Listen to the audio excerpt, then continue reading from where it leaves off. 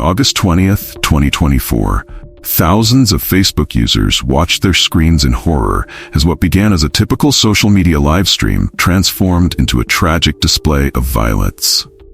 At the Monarch Ridge Apartments in Birmingham, Alabama, 21-year-old Asia Elise Poole, a young mother whose daughter had just started pre-kindergarten, stepped into frame.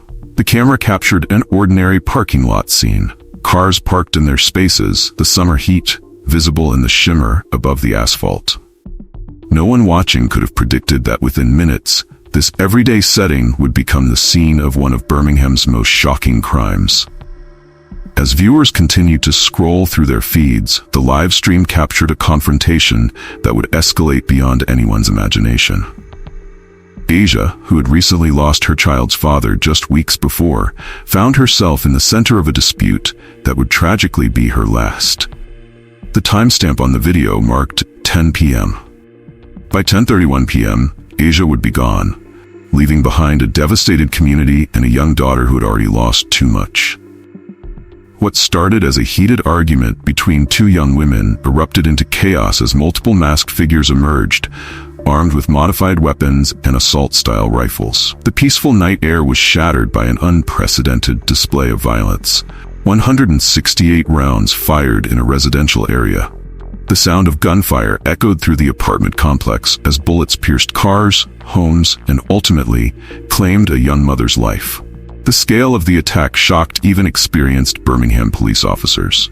Multiple shooters, coordinated movements, and military-grade weapons. This wasn't a random act of violence. This was a planned assault that turned a social media dispute into a deadly encounter, all while cameras continued to roll. Before we delve deeper into the events that led to this devastating night, take a moment to consider: how did a social media conflict escalate to this level of violence? What drives young people to resolve disputes with such deadly force? Share your thoughts in the comments below. Have you witnessed online arguments vortex into real-world confrontations? If you believe these important conversations about social media, conflict resolution, and gun violence need more attention, help spread awareness by hitting the like button and sharing this video with others. Subscribe to join our community of critical thinkers who discuss these crucial issues affecting our society. This story contains details that may be difficult to process, but it's a reality we must confront to prevent similar tragedies. Enable notifications to follow this case as we uncover the full story of Asia Elise Poole. At 21, Asia Elise Poole embraced motherhood with determination and love. Her social media posts painted a picture of a dedicated mother focused on creating a stable life for her young daughter. The week before her death, Asia had celebrated a milestone, her little girl's first day of pre-kindergarten. She'd posted photos of her daughter's colorful backpack and new shoes, marking the occasion like any proud parent would. Friends described Asia as a hands-on mother who prioritized her child's needs above all else. Despite the challenges of raising a child in her early 20s, she maintained a positive outlook and worked hard to provide opportunities for her daughter. Asia's daily routine revolved around her child's schedule: morning drop-offs, afternoon pickups, and evening story times. She dreamed of watching her daughter grow up, graduate, and achieve things she herself hadn't yet had the chance to pursue. Less than a month before Asia's death, on July 26, 2024, tragedy struck her family for the first time. The father of her child, also 21, passed away unexpectedly. Asia found herself navigating not only her own grief, but also helping her young daughter understand the permanent absence of her father. The loss transformed Asia's world. She became both mother and father to her child, shouldering the full weight of parental responsibility. Friends noticed her increased determination to stay strong for her daughter during this period. She focused on maintaining routines and creating moments of joy despite their shared grief. In the weeks following the father's death, Asia had begun making plans for her daughter's future, including setting up a small savings account for education. She was reportedly pregnant at the time of her death, though this detail wasn't officially confirmed, a fact that adds another layer of loss to this tragic story. Asia's home at the Monarch Ridge Apartments represented both opportunity and challenge. Located in Birmingham's 2900 block of Gallant Drive, the complex had a reputation for safety concerns among residents. Despite this, Asia worked to create a comfortable home for her daughter within their apartment walls. Their unit overlooked the parking lot where the tragic events would later unfold. Asia had decorated her daughter's room with bright colors and educational posters, creating a safe haven amid the complex's challenges. She developed a network of neighbors who looked out for each other, sharing childcare responsibilities and building a sense of community. However, the environment at Monarch Ridge posed ongoing concerns. Security cameras installed throughout the complex weren't properly connected to the city's real-time crime center, despite agreements to do so. Residents often expressed worries about safety, with some describing recent conditions as the worst they'd ever seen. Yet, like many young parents facing financial constraints, Asia did her best to protect her child while working toward the goal of eventually moving to a safer neighborhood. The conflict that led to Asia's death centered around a personal dispute with 19-year-old Jania Hendricks. What began as tension over an unnamed man evolved into a series of escalating confrontations. Social media played a crucial role in amplifying their disagreement, with both women engaging in online exchanges that heightened the animosity. Friends of Asia reported that she had tried to distance herself from the situation multiple times. In the weeks leading up to the incident, she'd focused on her daughter and avoided places where she might encounter Jania. However, living in the same apartment complex made complete avoidance impossible. Small encounters in the parking lot or at local stores kept the tension alive. The unnamed man at the center of the dispute had reportedly maintained connections with both women, inadvertently fueling their conflict. Messages exchanged between the parties showed increasing hostility, with mutual friends attempting to mediate without success. The situation reflected a modern reality where personal disputes no longer remain private, but play out across social media platforms, drawing in wider audiences and escalating tensions. The Monarch Ridge apartments had witnessed numerous violent incidents in the months preceding Asia's death. Residents reported regular disturbances, from minor altercations to serious weapons-related incidents. Police records showed multiple calls to the complex each week, creating an environment where violence had become normalized. Security measures at the complex proved inadequate. Despite Birmingham city officials' requirements, the apartment surveillance system remained disconnected from law enforcement monitoring. This technical oversight left residents vulnerable, with no real-time police surveillance of developing situations. Multiple residents had filed complaints about safety concerns, citing broken security doors, poor lighting in parking areas, and insufficient response to reported threats. The complex had become known locally as a place where disputes often turned violent. In the 6 months before Asia's death, police responded to 3 separate shooting incidents at Monarch Ridge. None had resulted in fatalities, but each incident increased residents' fears about their safety. The property management's responses to these incidents consisted mainly of written notices to residents, with few concrete improvements to security measures. In the days immediately before the fatal confrontation, the atmosphere around Asia and Jania grew increasingly hostile. Witnesses reported seeing groups of people gathering in the parking lot, engaging in heated arguments. These gatherings often included friends and associates of both women, expanding the conflict beyond its original participants. The involvement of Justin Hendricks and Taylor McLeod added a dangerous element to the situation.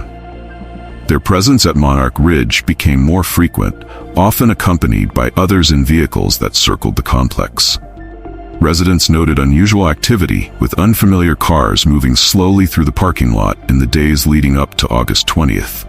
Social media posts from various involved parties hinted at impending violence. Cryptic messages and veiled threats circulated online, drawing reactions and comments that further intensified the situation. The digital trail would later prove crucial for investigators piecing together the events that led to that fatal night. August 20th, 2024 began as a typical summer evening at Monarch Ridge Apartments. The timeline would later prove crucial. 9:45 p.m., security footage captured multiple vehicles entering the complex parking lot, including a dark SUV and several sedans. Residents reported seeing unfamiliar faces gathering near the breezeway. 9:52 p.m., Asia Ellis Poole returned home from picking up food, parking her Ford sedan in its usual spot. She appeared unaware of the gathering crowd. 9:58 p.m., the Facebook live stream began, initially showing casual conversations among small groups in the parking lot. 10 p.m., Jania Hendricks arrived at the complex, accompanied by several others. 10. The first verbal exchange between Asia and Jania occurred near the parked vehicles. 10 p.m., additional vehicles arrived, parking strategically around the complex's exits. The physical altercation began, quickly drawing attention from residents and online viewers. Multiple armed individuals emerged from various positions around the complex. The first shots were fired, initiating a devastating chain of events. Birmingham police received multiple 911 calls reporting gunfire. First responders arrived at the scene, finding Asia unresponsive. The Facebook live stream captured the tense moments as Asia and Jania faced each other in the parking lot. Their initial exchange of words quickly escalated into a physical altercation. The fight moved from the hood of a parked car to the breezeway, with neither woman backing down. Onlookers gathered, some recording with their phones, others calling out encouragement or trying to intervene. Asia's best friend attempted to separate the women multiple times, sensing the dangerous energy building around them. The physical fight itself lasted approximately 5 minutes, with both women seemingly exhausted by the end. As the initial fight concluded, Asia turned to walk away. Witnesses described her attempting to return to her vehicle, possibly to leave the scene entirely. The live stream showed her reaching for her car door, keys in hand. Her best friend stood nearby, urging her to leave the area quickly. At this crucial moment in Asia's story, we need to pause and reflect. Social media has transformed how conflicts escalate in our communities. Could this tragedy have been prevented if someone had intervened earlier? What role do we play as digital witnesses to developing conflicts? Share your thoughts below on how communities can better address disputes before they turn violent. Have you ever witnessed a situation where early intervention prevented escalation? Your experiences and insights could help others recognize warning signs and take action. This story highlights the critical importance of conflict resolution in our digital age. If you believe these discussions can save lives, share this video with your community. Subscribe to join our ongoing conversation about preventing similar tragedies. Together, we can work towards solutions that protect young lives. Remember to hit the notification bell to stay updated on this case's developments and similar stories that need attention. The relative calm after the physical fight shattered in seconds. Multiple masked individuals emerged simultaneously from different directions, carrying an arsenal of weapons. The parking lot lights reflected off modified Glock switches and assault-style rifles. The first shots came from the direction of the SUV, triggering an immediate response from other armed individuals. The complex erupted in gunfire, with bullets striking vehicles, buildings, and eventually people. Asia's best friend suffered a leg wound while trying to pull her to safety. The intensity of gunfire, 168 rounds in total, transformed the residential complex into a war zone. Security footage showed residents running for cover, some carrying children to safety. Through it all, cellular phones continued recording, capturing the tragedy in real time. In the chaos, Asia was struck by gunfire. Birmingham Fire and Rescue Services arrived minutes later, but despite their efforts, she was pronounced dead at 10:31 p.m. In the immediate aftermath, Jania Hendricks fled the scene in Asia's car, adding vehicle theft to the night's tragic events. Minutes after the gunfire ceased, Birmingham police flooded the Monarch Ridge complex. Officers discovered Asia lying unresponsive near her car, while other victims sought medical attention. Her best friend, suffering from a leg wound, was rushed to UAB hospital for emergency treatment. Police immediately established a perimeter, marking 168 separate bullet casings scattered across the parking lot and breezeway. The scale of evidence collection required additional units and lighting equipment to process the sprawling crime scene. Officers conducted door-to-door welfare checks, discovering multiple apartments and vehicles damaged by stray bullets.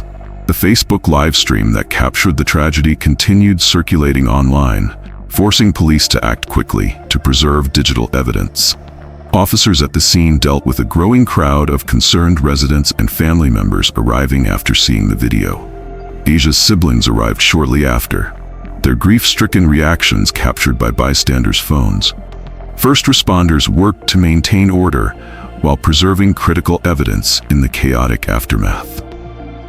News of Asia's death sent shockwaves through Birmingham. Local residents gathered at Monarch Ridge, holding impromptu vigils and leaving memorial items near the scene.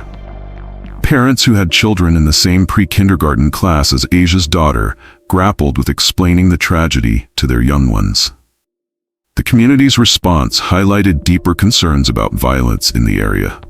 Residents demanded answers about the non-functioning security cameras and questioned why previous safety complaints went unaddressed. Local organizations stepped forward, offering counseling services to witnesses and support for Asia's family, particularly her young daughter. Local church groups and community leaders organized meetings to discuss preventive measures against future violence. The tragedy sparked conversations about conflict resolution programs and the need for better security infrastructure in residential complexes. In the chaos following the shooting, Janiyah Hendricks fled the scene in Asia's Ford sedan. Police immediately broadcast a vehicle description to all units in the area. Surveillance cameras captured the car heading east on Centerpoint Parkway, traveling at high speed. Officers located the abandoned vehicle within hours, parked hastily in a chicken restaurant lot in the 2300 block of Centerpoint Parkway. Crime scene technicians processed the car, discovering evidence that would later prove crucial to the investigation. The vehicle's recovery provided investigators with valuable forensic evidence, including fingerprints and DNA samples. The theft of Asia's car added another layer to the tragedy. Her final possession, taken in her last moments. The vehicle, which had transported her daughter to school just that morning, became evidence in her murder investigation. Police later revealed that the car's GPS data helped establish a timeline of events and track movements of key suspects in the immediate aftermath of the shooting. The Birmingham Police Department launched a comprehensive investigation, establishing a dedicated task force within hours of the shooting. Detectives worked around the clock, processing physical evidence while monitoring social media platforms for additional leads. The investigation required coordination between multiple units: homicide detectives, digital forensics experts, and the department's SWAT team. Officers conducted extensive neighborhood canvassing, gathering statements from witnesses who hadn't come forward initially. The scale of the crime scene demanded meticulous documentation, with investigators working in grid patterns to ensure no evidence was overlooked. The department also partnered with federal agencies, seeking expertise in analyzing modified weapons used in the shooting. Ballistics experts worked to match recovered shells with specific weapons, creating a detailed map of shooter positions and firing patterns. The investigation quickly identified 4 primary suspects. Justin Jamond Hendricks, 20, and Taylor McLeod, 22, emerged as the main shooting suspects based on witness statements and surveillance footage. Both men's criminal histories suggested connections to previous violent incidents. Janiyah Hendricks, 19, faced charges related to the initial confrontation and subsequent auto theft. The 4th suspect, Ikoria Dene Woods, 20, was charged with murder and weapons violations after evidence linked her to the coordination of armed individuals at the scene. Police discovered that the suspects had complex relationships and prior connections. Text messages revealed a planned response to the expected confrontation, with suspects coordinating their positions around the apartment complex before the shooting began. Investigators gathered an unprecedented amount of physical evidence from the scene. Each recovered bullet casing underwent detailed forensic analysis, revealing that at least 7 different weapons were used during the shooting. Laboratory tests identified unique markings from modified automatic weapons. The crime scene team collected DNA evidence from multiple locations, including discarded masks and clothing found in nearby dumpsters. Fingerprints lifted from shell casings matched suspect profiles in law enforcement databases. Vehicle tire impressions in the grass provided information about escape routes and suspect vehicles. The team also recovered several dropped cell phones, which provided crucial digital evidence linking suspects to the scene. Digital evidence proved instrumental in building the case. Beyond the Facebook livestream, investigators discovered numerous private messages, group chats, and social media posts documenting the building tension and eventual planning of the attack. Detectives traced a network of communications between suspects using various platforms. Instagram stories posted hours before the shooting showed suspects displaying weapons later used in the crime. Snapchat location data placed several suspects at key locations leading up to the incident. The digital trail revealed how social media not only documented the crime, but played a role in its escalation. Private messages showed how online threats transformed into real-world violence, providing prosecutors with evidence of premeditation. The legal aftermath of Asia's death moved swiftly through the Birmingham judicial system. Justin Jamond Hendricks and Taylor McLeod faced the most serious charges: murder without bond and attempted murder with a $60,000 bond. Their preliminary hearings revealed the prosecution's strong case, built on extensive physical evidence and digital documentation. Janiyah Hendricks's first-degree auto theft charge carried a $30,000 bond, while Aquaria Dene Woods faced multiple charges, including murder, attempted murder, and weapons violations.